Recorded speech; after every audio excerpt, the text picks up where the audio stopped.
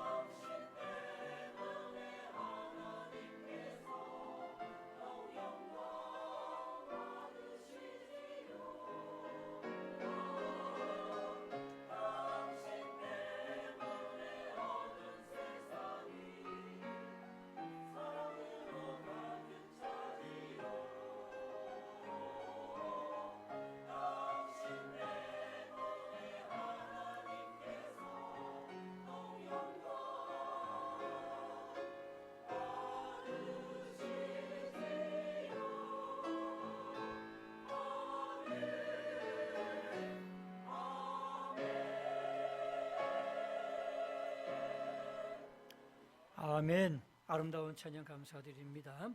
오늘 주시는 말씀은 마태복음 25장 14절에서 30절까지의 말씀입니다. 우리 조금 길지만 우리 한 절씩 교독하도록 하겠습니다. 제가 먼저 14절 말씀을 읽겠습니다. 또 어떤 사람이 타국에 갈 때 그 종들을 불러 자기 소유를 맡김과 같으니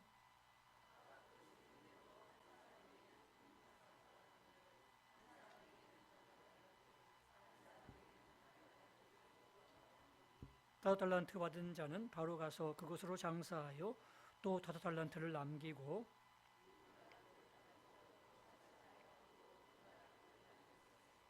한 달란트 받은 자는 가서 땅을 파고 그 주인의 돈을 감추어 두었더니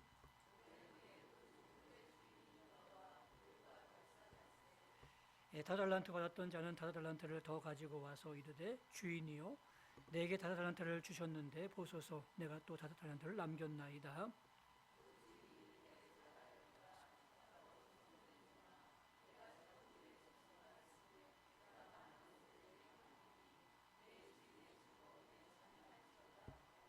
두 달란트 받았던 자도 와서 이르되 주인이요 보소서 두 달란트를 주셨는데 보소서 내가 또 두 달란트를 남겼나이다.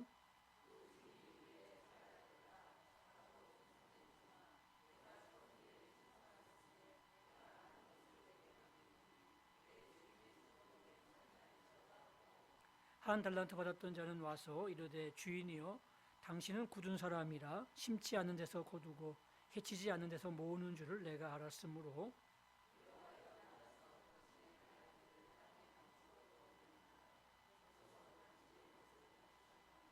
그 주인이 대답하여 이르되 악하고 게으른 종아 나는 심지 않는 데서 거두고 해치지 않는 데서 모으는 줄로 내가 알았느냐.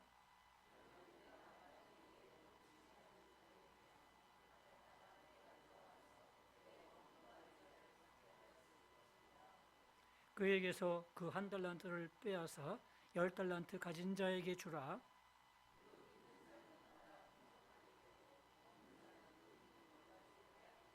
같이 있습니다. 이 무익한 종을 바깥 어두운 데로 내쫓으라. 거기서 슬피 울며 이를 갈리라 하니라.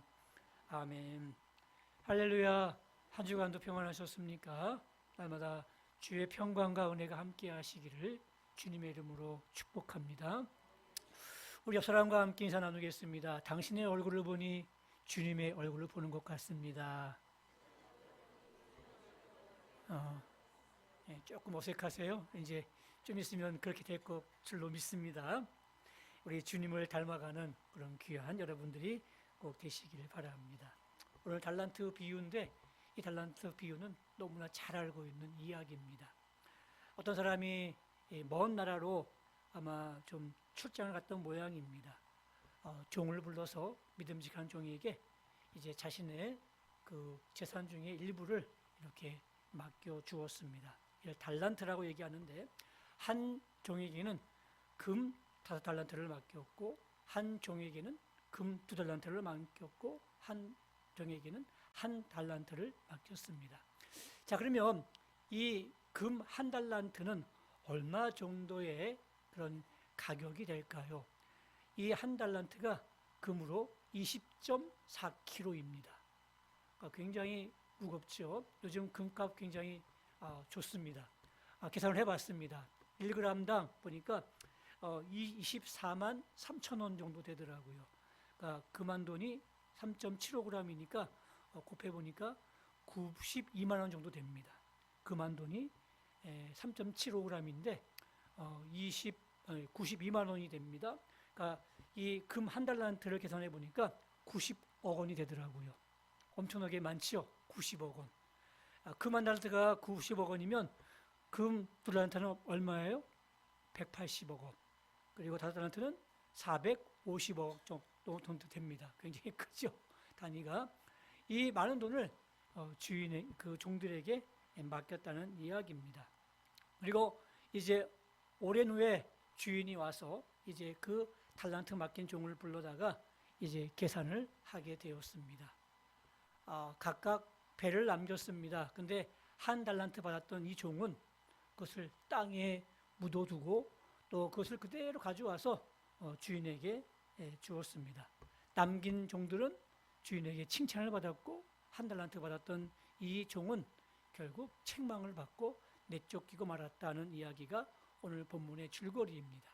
자, 그러면 이 달란트 비유를 통해서 우리 하나님이 주시는 교훈은 무엇일까요? 예수님께서 왜 이 달란트 비유를 말씀해 주셨을까요?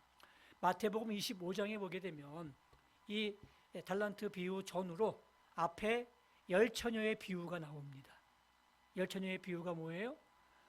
신랑이 이제 오는데 요즘 같으면 뭐 핸드폰이 있어서 왜 늦느냐, 어디쯤 오느냐 다 알 수 있는데 그 당시에는 그것이 없었어요. 무작정 기다릴 수밖에 없었죠. 근데 이 신랑이 시간보다 더디 오는 거예요. 엄청나게 늦게 오는 거예요. 밤이 깊어갑니다.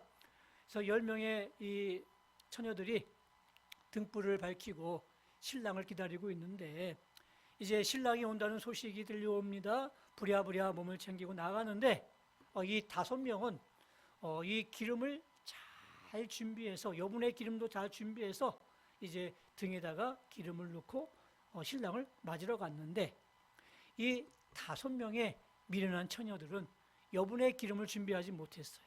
기름이 똑 떨어지고 말았습니다. 등을 가지고 신랑을 맞이하러 갈 수가 없었습니다. 그래서 이제 기름을 사러 가다가 갖고 와서 보니까 어떻게 됐어요? 그 잔치집 문이 닫혀버리고 말았습니다. 이 잔치에 참여할 수가 없었죠. 이게 열처녀 비유입니다. 그리고 오늘 본문이 이제 14절부터 30절까지 달란트 비유로 나오고 31절부터 46절까지 이제 최후의 심판, 주님이 오셔가지고 이쪽 양과 염소 쪽으로 분리해서 양에 있는 무리한테 정말 잘했다고, 또 내가 감옥에 있을 때, 내가 어려울 때 날 잘 돌봐줬다고 칭찬을 합니다. 그리고 염소에 있는 무리들한테는 또 책망을 합니다. 이것이 이 세 개의 비유가 다 연결되어 있고 하나의 주제를 가지고 있습니다. 그렇다면 이 중간에 껴있는 이 달란트 비유가 얘기하고자 하는 이야기가 뭘까요? 주님은 재림하신다는 것. 주인이 돌아오는 것처럼 주님은 반드시 재림하신다는 것. 그리고 재림에서 주어진 그 달란트, 재능을 계산하신다는 이야기입니다. 우리에게 분명히 재능들을 주셨거든요. 꼭 물질만 주신 것이 아니라 이 달란트는 재능이에요.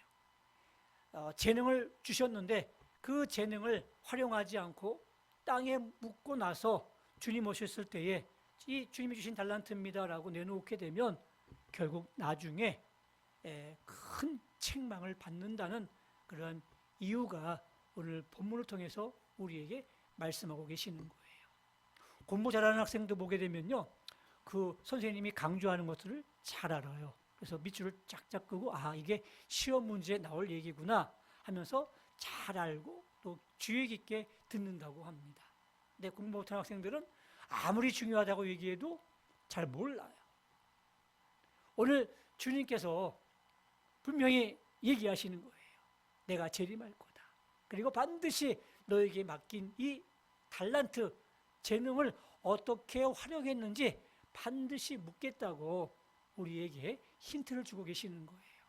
정말 중요한 문제 아니겠습니까? 그렇다면 우리가 지혜로운 사람이라면 그래, 주님이 재림하시겠구나. 그렇다면 우리가 내게 주신 달란트를 잘 활용해서 하루하루 성실하게 잘 사용해야겠구나라고 그렇게 생각하는 여러분들이 꼭 되시기를 바랍니다. 자, 그러면 오늘 우리가 구체적으로 14절 말씀을 한번 보십시오. 또 어떤 사람이 타국에 갈 때 그 종들을 불러 자기 소유를 맡김과 같으니 그랬습니다. 자기 소유, 주인의 소유를 종에게 맡긴 거예요. 그러니까 이 종들은 자기 돈이 아니에요. 누구 돈이에요? 주인의 돈이에요. 그러니까 결코 잊어버리면 안 되는 그런 중요한 사실이에요. 주인의 돈이다. 주인의 돈이다. 내 돈이 아니다라는 사실을 잊지 말아야 되는 겁니다. 우리는 청지기 정신이라고 얘기합니다. 청지기가 바로 주인이 모든 권한들을 다 맡겨놓은 거예요. 그래서 주인의 그 권한을 받고 그것을 가지고 주인의 모든 것들을 이렇게 관리하는 사람이 이 청지기입니다. 우리는 청지기예요. 하나님이 우리에게 주신 이 모든 것이 다 청지기임을 우리가 고백할 수 있길 바랍니다. 근데 많은 사람들이 그렇지 못해요. 내가 벌었고, 내가 마련했고, 내가 지금까지 지켜왔던 것들이 어떻게 하나님의 것이야, 내 것이지 라는 그런 생각들을 할 때가 많이 있습니다. 물론 입으로는 고백합니다. 하나님의 은혜로 내가 지금까지 살아왔다고 고백하면서도 정말 중요한 순간에는 이 소유권 이전을 하나님께 하지 못하는 경우들이 많이 있습니다. 성경은 분명히 얘기합니다. 자기 소유를 맡김과 같으니 그랬습니다. 감리교 창시자였던 그 존 웨슬리가 썼던 설교문 가운데 이런 문장이 나옵니다. 우리가 마음으로 주님을 회심하고 받아들이지만 또 돈 지갑도 회심해야 된다. 그런 얘기를 했습니다. 돈 지갑의 회심이라는 단어가 굉장히 기억에 남는데 무슨 뜻일까요? 우리가 마음이 변해서 또 마음의 변화를 받아서 예수님을 나의 구주로 영접합니다. 그래서 끝나는 게 아니라 또 돈 지갑도, 여러분의 돈 지갑도 회심을 받아야 된대요. 다시 말하면 돈에 대한 가치관들을 바꿔야 된다는 이야기입니다. 지금까지는 이 모든 것이 내 노력이었고 내가 가지고 있었지만, 내가 주인이었지만, 이제 예수 믿은 후로는 이 모든 것이 다 내 것이 아니라 하나님의 은혜요, 하나님의 것입니다 라고 인정하는 그런 소유권 이전도 해야 된다는 이야기입니다. 많은 사람들이 우리가 열심히 일을 합니다. 그리고 뭔가를 이뤄놓습니다. 근데 사실 그 이유를 보게 되면 그 모든 것들이 다 하나님의 은혜입니다. 하나님의 은혜가 아니면요, 그걸 지켜올 수가 없는 거예요. 여러분들이 지금까지 많은 것들을 이루었죠. 또 그래서 여기 앉아 계시지요. 근데 하나님이 만약에 불어버리면 어떻게 될까요? 한순간에 다 날아가 버리는 겁니다. 그 어떤 사람도 그것을 지킬 수 없어요. 욥을 보십시오. 욥이 동방의 의인이었습니다. 부자였습니다. 근데 하나님이 이제 그 사단이 하나님의 허락을 받고 욥을 시험하지 않습니까? 동방에 제일 가는 부자였습니다. 하루아침에 다 날아가는 거예요. 그렇게 애지중지했던 10명의 자녀들이 한날에 죽고 말잖아요. 또 자신이 그렇게 중요하게 여겼던 건강도 하나님이 허락하시니까 휙 없어지고 마는 거예요. 하나님의 은혜가 있었기 때문에 내가 직장에서 일할 수 있는 것이고요. 하나님의 은혜가 있어서 내가 걸어서 이 자리에 올 수 있었던 것이고요. 하나님의 도우심과 하나님의 보호하심이 있었기 때문에 내가 오늘도 살아갈 수 있는 것 아니겠습니까? 그렇다면 그 배우를 보게 되면 이 모든 것이 하나님의 은혜임을 우리가 고백한다면 분명히 내게 주어진 이 모든 환경도 하나님이 주신 은혜인 줄로 믿으시길 바랍니다. 물론 꼭 물질만 달란트가 아닙니다. 달란트는 재능으로 이렇게 우리가 번역할 수가 있는데, 재능이 뭐가 있겠습니까? 어떤 사람들은 머리가 좋아서 공부를 잘하는 사람이 있어요. 참 부러워요. 나는 열심히 밤을 새워서 공부했는데 성적이 안 나오는데, 저 애는 1시간만 공부하고도 성적이 잘 나와요. 공부에 재능이 있는 거예요. 지혜가 있는 거예요. 또 어떤 사람은 사업을 너무너무 잘합니다. 수완이 좋아가지고요, 망해가는 기업을 인수받아도 잘 사업을 키우는 그런 사람도 있어요. 또 어떤 사람은 이 예능적 재능이 있어서 미술과 음악을 너무너무 잘하는 그런 사람도 있어요. 저는 피아노 치는 사람 보면 너무너무 신기해요. 어떻게 이렇게 잘 칠까? 나는 아무리 해도 잘 못 치겠어요. 근데 그렇게 치는 거 보면 너무너무 신기해요. 또 미술도 마찬가지예요. 제가 원래 미술은 양갓집 아들이었거든요. 양가. 정말 못했어요. 근데 미술을 그리는 사람 보면 너무너무 잘 그려요. 신기해요. 재능이 있어서 그래요. 어떤 사람은 운동을 잘합니다. 어떤 사람들은 사람과의 관계를 잘 맺어서 정말 그 초세절이 좋은 사람도 있습니다. 이 재능의 꽃을 하나님이 피우게 하십니다. 그래서 사업을 잘해서 정말 사업을 크게 키워서 CEO로 서 있는 사람도 있고, 또 어떤 사람은 공부를 잘해서 또 공직에 나가서 출세할 수 있는 기회를 주시기도 하시고, 어떤 사람은 재능이 있어서 연예인으로 나가서 또 유명한 사람이 되기도 하고, 이 모든 것들이 다 내가 잘난 것이 아니라 바로 하나님께서 주신 재능, 달란트인 줄로 믿습니다. 또 어떤 달란트가 있을까요? 영적 은사가 있습니다. 우리가 신앙생활하면서 하나님이 주시는 은사가 있는데, 어떤 사람은 믿음의 은사가 있어요. 이런 사람들은요, 말씀을 들으면 잘 믿어져요. 많은 분들이 이게 진짜일까? 나는 될까? 혹시 거짓말은 아닐까? 하면서 물음표를 많이 찍는데, 이런 분들은 말씀을 들으면 마치 그 스펀지가 물을 흡수하는 듯이 쫙쫙 빨아들이는 그런 분들이 있어요. 믿음의 은사를 갖고 있는 분들이에요. 또 어떤 분들은 치유의 은사가 있어요. 기도하면 병이 싹 낫는 그런 치유의 은사도 있어요. 또 어떤 분들은 기도의 은사가 있어요. 이런 분들은 우리는 기도할 때 한 10분만 기도하면 할 게 없잖아요. 너무너무 힘들잖아요. 근데 이런 분들은 2시간 기도하고도 힘들지 않아요. 또 기도하고 싶대요. 기도가 즐겁대요. 왜 그래요? 기도의 은사가 있는 분들이에요. 이렇게 하나님께서 다양하게 은사를 주시는데, 그런 영적인 은사들도 바로 이 재능이에요. 또 어떤 분들은 부모님을 또 유산을 잘 받아서 부자로 살아가는 사람도 있습니다. 또 어떤 사람은 사업에 대박 쳐가지고 또 평생을 쓸 수 있는 그런 많은 재산들을 주축한 사람도 있습니다. 또 어떤 사람들은 연봉이 좋은 회사에 취직해서 또 이렇게 여유롭게 살아가는 사람도 있습니다. 이 모든 것들이 하나님이 주신 재능이고 달란트입니다. 그러므로 우리가 감사하면서 내게 주어진 그런 상황 속에서 정말 좋은 상황이라면 하나님께 감사하면서 이 달란트를 잘 활용해 하시는 여러분들이 꼭 되시길 바랍니다. 두 번째로 16절 말씀을 보십시오. 바로 가서 그것으로 장사하여 라고 되어 있습니다. 보니까 장사하다는 뜻이 에르가조마이라는 헬라어로 표현되어 있는데, 일한다, 또 노력하다, 장사하다, 그런 뜻이에요.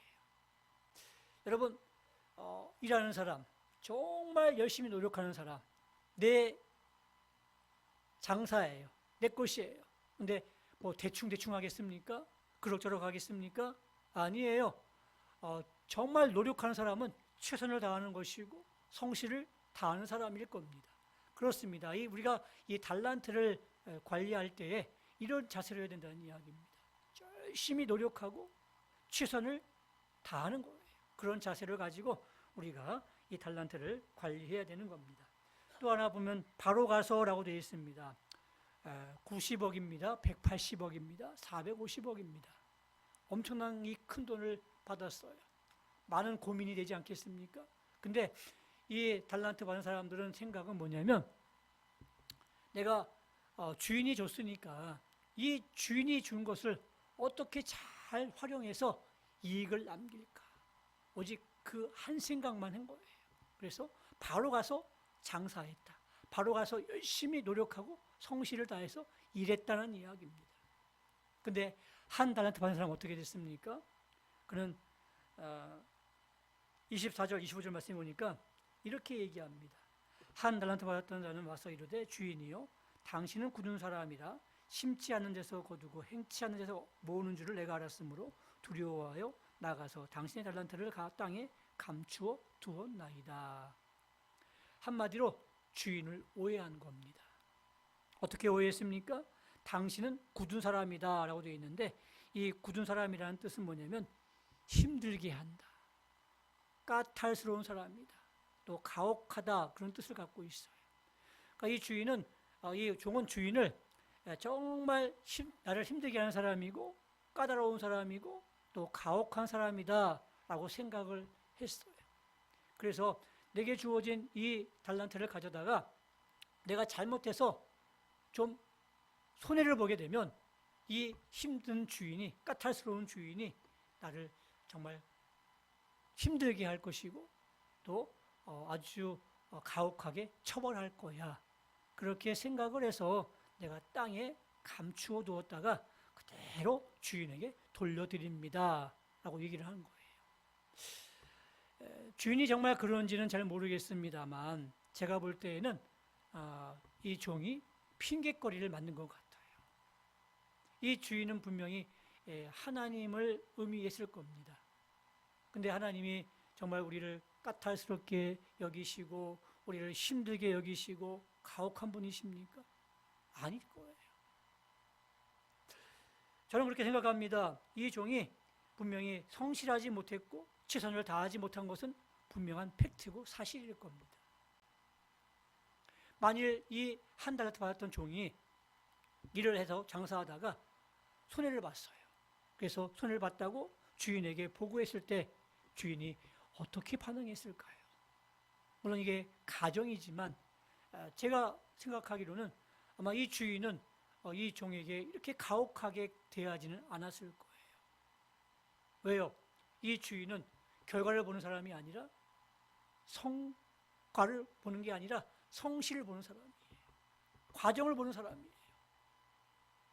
인도의 그 캘카타의 테레사 수녀가 고아원들을 운영하면서 또 많은 그 거린들도 함께 먹여주는 그러한 사업을 하고 있었습니다. 한 사람이 이 수녀가 운영하는 이 건물에 와서 며칠 동안 같이 일하고 많은 것들을 배워가기를 원하는 마음으로 왔습니다. 그래서 수녀 곁에 계속 머물면서 수녀가 하는 일들을 도와주었습니다. 근데 보니까 너무너무 힘들고 너무너무 어려울 때도 많이 있는 것 같았어요. 그래서 며칠 후에 수녀님에게 물었어요. 수녀님, 제가 볼 때 보니까 너무너무 힘들고 어려운데 혹시 이 일을 하시다가 낙심한 적은 없으세요? 라고 물었습니다. 그때 테레사 수녀가 이렇게 대답을 했습니다. 주님께서 나를 성공하기 위해서 이곳에 보내신 것이 아니라 나에게 성실을 요구하셨기 때문에 나는 오늘도 성실하게 이 일을 감당하고 있습니다. 저는 낙심하지 않습니다. 이렇게 참 멋진 대답을 했습니다. 그렇습니다. 사람들은요, 성공을 봅니다. 근데 주님은 성공이 아니라 성실을 보는 거예요. 내가 맡겨졌던 이 달란트를 어떻게 잘 활용하는지, 어떻게 사용해 나가는지 그 과정을 보시는 거예요. 때로는 잃어버릴 수도 있지요. 손해볼 수도 있지요. 근데 그게 중요한 게 아니에요. 그냥 아무것도 안 하고 땅에 묻어버리는 것, 그게 가장 나쁜 행동이라는 이야기예요. 우리 성도님 가운데 가끔 그런 분들이 계셔요. 교회 일을 굉장히 무서워하고 두려워하십니다. 물어보니까 예전에 뭐 다른 교회에 계셨을 때 또 교회 일을 하다가 상처를 받았대요. 그래서 당신은 절대로 이제 교회 일은 안 한다, 뭐 안 한다라는 그런 다짐을 가지고 계시는 분들이 막 가끔 계시더라고요. 저는 그분들한테 묻고 싶어요. 정말 그렇게 여러분이 주신 달란트를 땅에 묻어 놓으신다면 나중에 주님이 오셨을 때에 여러분들은 어떠한 핑계를 대고 얘기하시겠습니까? 핑계거리밖에 안 되는 거예요. 주님이 원하시는 것은요, 땅에 묻어 놓는 게 아니에요. 실패할지라도, 어려울지라도, 힘들지라도 여러분에게 주신 그 재능을 잘 활용해서 남겨드리는 것, 다시 말해서 하나님께 영광을 돌려드리는 일, 그 일에 참여하는 것을 하나님은 원하고 계신 줄로 믿습니다. 여러분, 뭐 저라고 교회를 하다가 상처를 입을까요? 안 입을까요? 자신 있게 대답하세요. 제가 얘기한 적이 없는데. 그럼요. 저도 사람인지라 교회를 하다 보면 때로는 상처받을 때가 있어요. 그렇다고 제가 저 목사 안 하겠습니다, 그럴 수는 없잖아요. 이 길이 제게 주어진 길이고 또 주께서 가라고 명하신 길인데, 물론 가시가 있다고, 그래서 아프다고 이 길을 돌아서 버리면 안 되는 거예요. 이 길이 고난의 길이고 가시밭 길이라 할지라도 영광의 길이 되기 때문에 영광의 길을 만들어 주실 그 하나님을 믿기에 우리는 그 길을 걸어가는 것 아니겠습니까? 여러분에게 주어진 그 재능들 절대 땅에 묻어 놓지 마십시오. 분명히 여러분들에게 재능이 있어요. 재능이 뭔지 아세요? 남들보다 내가 잘하는 게 분명히 있어요. 군뱅이도 구르는 재주가 있다고 하잖아요. 있어요. 여러분들이 분명히 다른 사람보다 잘하는 게 한 가지 이상 분명히 있다고요. 그것을 가져다가 하나님의 영광을 위해서 사용하시면 되는 거예요. 저는 요즘 이렇게 수요 예배 때 우리 다혜와 담비가 중학교 학생인데 나와서 반주하고 저 뒤에서 이렇게 PPT 막 넘기는 그런 봉사하는 거 보면서 참 대견스럽기도 하고 고맙기도 해요. 그런 재능들을 하나님께 잘 활용하고 발전해서 정말 나중에 하나님의 몸된 교회를 위해서 정말 잘 사용되어지는 귀한 일꾼이 되게 해달라고 늘 기도하고 있고 또 축복하며 또 이렇게 기도하고 있습니다. 그렇습니다. 우리가 정말 주님을 위해서 그렇게 행동하고 또 달란트를 활용할 때 하나님께서 목사가 또 우리 성도를 기쁘게 보는 것처럼 하나님께서 기쁘게 보시지 않겠습니까? 여러분들의 주어진 재능들 결코 땅에 묻어두지 마시고 또 잘 활용해서 하나님께 영광 돌리는 그런 귀한 삶을 꼭 사시기를 바랍니다. 마지막으로 19절 말씀해 보니까 오랜 후에 그 종들이 주인이 돌아와 그들과 결산할 때라고 되어 있습니다. 주인이 돌아왔대요. 예수님이 재림하시는 거예요. 그래서 재림하신 다음에 뭐예요? 결산한답니다. 심판하신답니다. 잘했는지 못했는지를 그것을 따지신대요.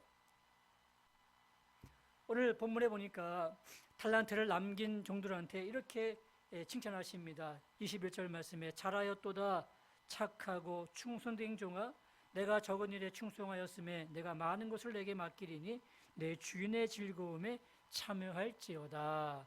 아멘. 이 칭찬이 여러분들이 듣는 칭찬이 꼭 되길 바랍니다. 이런 칭찬을 받아야죠. 근데 이 한 달란트 받은 종이 보고를 받고 주인이 뭐라고 대답하냐면 오늘 26절부터 보면 악하고 게으른 종아 나는 심지 않은 데서 거두고 해치지 않은 데서 모은 줄을 내가 알았느냐 그에게서 그 한 달란트를 빼앗아 10달란트 가진 자에게 주라. 이 무익한 종을 바깥 어두운 데로 내쫓으라. 거기서 슬피 울며 이를 갈리라. 이 말씀을 하셨어요. 이 말씀이 가장 큰 핵심이에요. 주님이 재림하신 다음에 분명히 이렇게 그 심판하신답니다. 물으신답니다. 그 심판을 대비해서 하루하루를 성실하게 열심히 잘 살아가라 라는 것이 오늘 본문의 주요 핵심 메시지입니다. 여러분들은 어떻게 하루하루를 대비하며 살고 계십니까? 지진이 가장 잘 나는 나라가 우리 옆에 있는 일본입니다. 그런데 또 그 같은 강도의 지진 중에서 가장 피해가 적은 나라도 일본이랍니다. 왠 줄 아십니까? 정부도 대비를 잘하고요. 국민들도 대비를 잘하기 때문에 그렇습니다. 대비를 잘하기 때문에 같은 강도의 지진이 일어났을 때는요. 훨씬 더 그 피해가 적게 된다는 이야기죠. 대비를 잘해야 되는 거예요. 그 로젠탈 효과라는 단어가 있습니다. 심리학에서 나온 단어인데 그 로젠탈이라는 하버드 교수가 실험을 해서 발표한 내용이에요. 한 초등학교에서 무작위로 20% 아이를 뽑았습니다. 그리고 다른 교사들한테 얘기하기를 이 학생들은 정말 훌륭한 학생이고 우수한 학생이다. 한번 잘 가르쳐라 라고 얘기를 했습니다. 그리고 학생들도 그렇게 생각을 했습니다. 나중에 8개월 후에 보니까 그 뽑아놓은 학생들이 굉장히 성적이 우월한 그런 학생이 되었다는 이야기예요. 그래서 이 칭찬의 효과를 얘기한 것인데 왜 우리도 그런 경우 있잖아요. 저 때에는 뭐 서울대 반, 연대 반, 고대 반 이런 게 있었어요. 처음 들어보세요? 저희 때는 있었어요. 그래서 뭐 연대 반에 들어가거나 고대 반에 들어가거나 서울대 반에 들어가면 난 이제 서울대 열심히 들어갈 수 있어 하면서 열심히 공부하는 거예요. 그리고 또 연대 반, 고대 반에 있는 아이들은 더 열심히 공부해서 서울대 반에 들어가야지 하면서 또 열심히 공부하는 그런 계기가 되더라고요. 동기부여가 되더라고요. 바로 그런 겁니다. 이 로젠탈 효과가 이 신앙에도 이게 적용이 되는 겁니다.